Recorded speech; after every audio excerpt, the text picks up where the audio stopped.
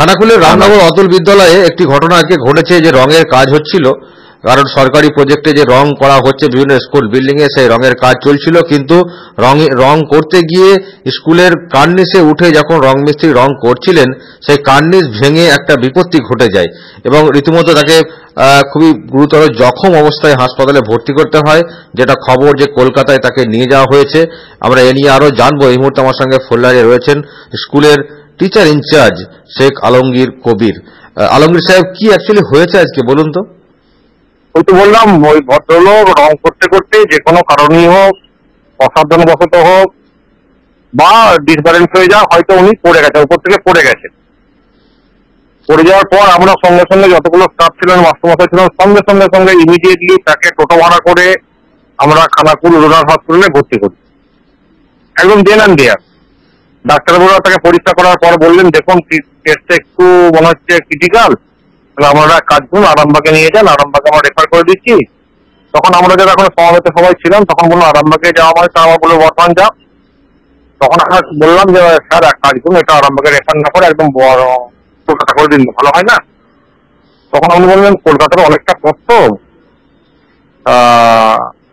ঠিক আছে স্যার কলকাতা নিয়ে যান বলে উনি এক কাজ করলেন যে কলকাতা এনি মেডিকেল কলেজ বলে একটা রেফার করে দিলেন। আমরা সঙ্গে সঙ্গে একটা অ্যাম্বুলেন্স ভাড়া করে তাকে দেনান দেওয়ার আমাদের দুই মাস্টারমশাই, একজন করণিক, একজন মাস্টারমশাইকে সঙ্গে দিয়ে একবার তাকে পাঠিয়ে দেওয়া হলো কলকাতায়, যেখানে পাবে এনআরএসএ হোক বা যেখানে সুবিধা হবে তুমি ভর্তি করবে। আমরা আমাদের একজন ছাত্র উজ্জ্বল বসবলাল, সে এখন ওইখানেই ডিউটি আছে, ওই আশেপাশে কোথায় আছে, মানে সাক্ষাৎ করলাম যে দেখ এরকম একটা পেশেন্ট যাচ্ছে, তুই অন্তত ভর্তির ব্যবস্থাটা করে দিবি। তারাও বললো হ্যাঁ ঠিক আছে পাঠান। আমরা বিভিন্ন জায়গা থেকে চেষ্টা করে সে নাকি এনআরএসে একটা জায়গা পেয়েছে, ভর্তি হয়েছে, তার সিটি স্ক্যানটা করেছে। আপাতত এখন সে ঘুমোচ্ছে। ওর নাকি নিউরোর একজন ডাক্তারবাবুকে দেখাতে হবে, এখন সেখানে ডাক্তারবাবুর অভাব। ডাক্তারবাবু বলেছেন আগামীকাল রাত সকাল 9টার আগে ওনাকে আমি দেখতে পারবো না। এই পর্যন্ত এখন আমাদের কাছে খবর আছে, এখন সেখানে আমাদের মাস্টারমশাইও আছেন। আলমগীর সাহেব, যেটা আমরা দেখছি ছবিতে, যে কার্নিস একেবারে ভেঙে গেছে, বিল্ডিং এর কার্নিস ভেঙে গিয়ে এরকম ঘটনা ঘটেছে। তিনি ধরে থাকলেও হয়তো রং করতে করতে কার্নিস ভেঙে যাবে ভাবতে পারেনি। এই বিল্ডিংটা কি খুব পুরনো বিল্ডিং? এখন নতুন এটা নয়, এটা বলতে পারি। এখন ব্যাপারটা কত বছরের পুরাতন আমি ঠিক ব্যাপারটা জানি না, তবে বিল্ডিংটা নতুন নয়। তবে এখন কার্নিসটা ভেঙে যদি কার্নিস হবে যদি ধরুন কেউ পা দেয়, এখন ধরুন একটা ব্যাপার বলি, এখন যেটাকে আড়া করে কাজ করা উচিত, বাঁশ টাস দিয়ে তো অনেক কাজ করে দেখেছি, এখন হয়তো সেটাকে হয়তো করেছিল কেউ দেখিনি আমি, তবে ভেঙেছে তো বটেই, না করলো কি করছে।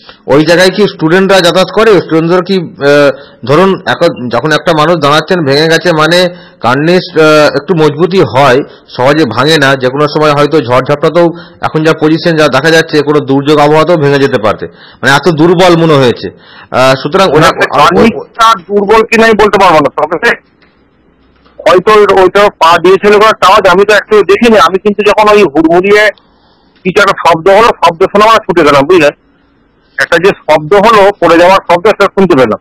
কিন্তু আমরা সেই সময় একটা আমাদের স্টাফ রুমে একটা মিটিং করছি, আর ওইখান থেকে যাতায়াত মানে ওটা তো সিঁড়ি, একটা সিঁড়ির উপর দিয়ে তো।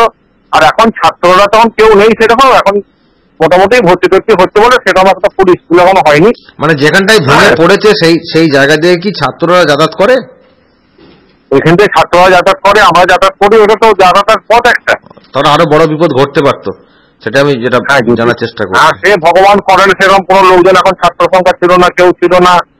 হ্যাঁ, এই যদি পরিস্থিতি হয় কার্নিস, আলমগীর সাহেব, এই যদি পরিস্থিতি হয় কার্নিসের যে অংশটা ভেঙে পড়েছে, আরো বাকি অংশ এখনো যেটা রয়েছে, এগুলো কি পরীক্ষা করে দেখবেন যে ওই জায়গায় এগুলো রাখা যাবে, নাকি এটাকে সংস্কার করতে হবে বা ভেঙে ফেলতে হবে, নতুন করে তৈরি করতে হবে? আমাদের ইতিমধ্যে আলোচনায় হয়ে গেছে। এখন আর দেখবো, অন্তত এই আপাতত একটা ট্রিটমেন্ট দেওয়ার পর ওটা যদি প্রয়োজন হয় যে মিস্ত্রিকে দেখাবো, যদি বলেন যে এটা রাখা যাবে না, একদম হুড়মুড়িয়ে ভেঙে দিয়ে একদম নতুন করে করবো, সেটা অবশ্যই করবো। এখন যখন একটা বিপদ হয়েছে, অ্যাক্সিডেন্ট হয়েছে, সেই অ্যাক্সিডেন্টের শিক্ষা নিতে হবে, অবশ্যই নিতে হবে। ওই বাড়ি কোথায় রং মিস্ত্রির? ওই বাড়িটা রামনগরেতেই বাড়ি, বুঝলেন? আনন্দ মালিক। আনন্দ মালিক ও রামনগরেতেই বাড়ি। এখন ব্লক থেকে যে কাজগুলো হচ্ছে, সেই কাজগুলোতে কোনো কন্ট্রাক্টর একটা পায়, সেই কন্ডাক্টর হয়তো ওদিকে আবার রেখেছিল। হ্যাঁ, এটা স্কুল সরাসরি ওদিকে অ্যাপয়েন্টমেন্ট দেয়নি, বুঝলেন? ওকে, যাই হোক, মারাত্মক দুর্ঘটনা আজকে ঘটেছে এবং আরো এখন ব্যাপারটা হচ্ছে দুর্ঘটনায় সে কাউকে বলেও আসবে না। হ্যাঁ, দুর্ঘটনা আমরা অসংখ্য ধন্যবাদ রামনগর অতুল বিদ্যালয়ের টিআইসি অবশ্যই। আলমগীর কবির আমার সঙ্গে এতক্ষণ ফোন লাইনে ছিলেন।